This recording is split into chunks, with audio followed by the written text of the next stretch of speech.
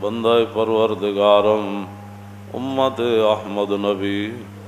دوست دار چار یارم تابع اولاد علی مذہب حنفیہ دارم ملت حضرت خلیل خاک پائے غوث اعظم زیر سایہ ہر ولی صدیق عکس حسن کمال محمد است فاروق ذل جاہ جلال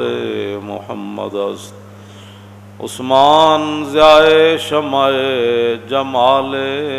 محمد است حیدر بہار باغ خصال محمد است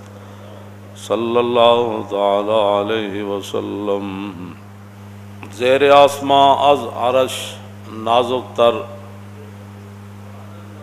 نبی علیہ السلام کا جو دربار ہے، آسمان کے نیچے سب سے حساس دربار ہے۔ آپ کی مبارک ذات، آپ کے کمالات، آپ کے فضائل، آپ کے صحابہ، آپ کے اہل بیت اور آپ کی امت کے پاسمان نبی علیہ السلام کے بارے میں خیال بھی آ جائے تو یہ بھی ایک قابل گرفت بات ہے۔ حضرت سعد بن ابی وقاص آپ کی امی جان کے خاندان سے ہیں، اور نبی علیہ السلام نے میدان احد میں یہ بات ارشاد فرمائی، ارم یا سعد فدا کا ابی و امی، فرمایا سعد میرے دشمنوں کو تیر مارو، میرے ماں باپ آپ پر قربان۔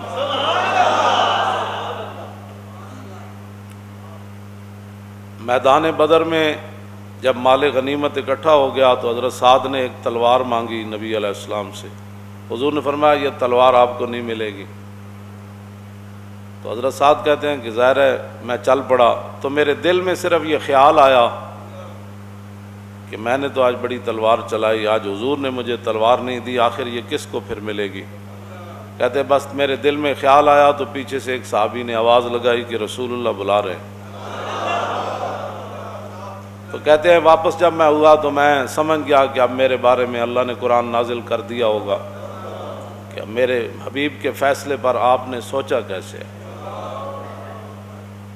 بس اتنی بات ہے۔ کہتے ہیں واپس جب تک میں آیا تو میں نے کہا آج تو خیر نہیں ہے، واپس آیا تو رسول اللہ نے فرمایا یہ تلوار آپ لے جائیں۔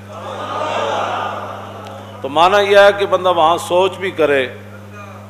تو وہاں بھی بڑا خطرہ ہے، اور سوچ بھی غلط نہیں، صرف گدائی کی سوچ کرے کہ مجھے یہ خیر دربار رسالت سے کیوں نہیں ملا، یہ ٹکڑا مجھے کیوں نہیں ملا، بس اتنی بات ہے۔ تو اللہ رب العالمین نے اپنے محبوب علیہ السلام کی شان قرآن مجید کے اندر بیان فرمائی۔